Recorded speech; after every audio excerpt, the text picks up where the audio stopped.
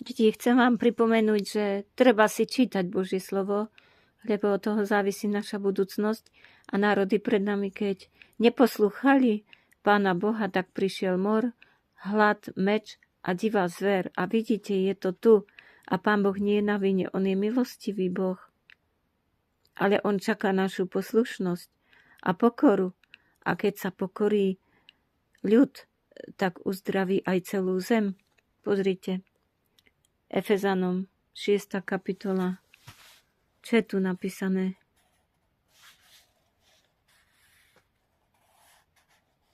Tu je napísané, lebo nečaká nás zápas s krvou a telom, ale s kniežatstvami a mocnosťami a vládcami tohto temného sveta, so zloduchmi v nebeských sférach.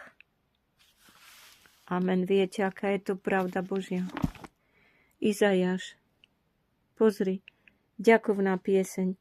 Pane, Bohom si mi zvelebujem ťa, chválim tvoje meno, veď si zázračne uskutočnil dávne ustavenia s pevnou vernosťou. Boh je verný. A prečo sú ľudia neverní? Pozri, Pán kráľuje, jasaj zem, radujte sa všetky ostrovy vokol neho. Oblaky aj mrákavý. Spravodlivosť a právo sú základom jeho trónu. Vidíte tú pravdu Božiu, deti? Obráťte sa k Bohu, príjmite Krista. Teraz je čas pôstu. Tak skúste sa nad tým zamyslieť. Boh vás veľmi miluje a ja vás milujem.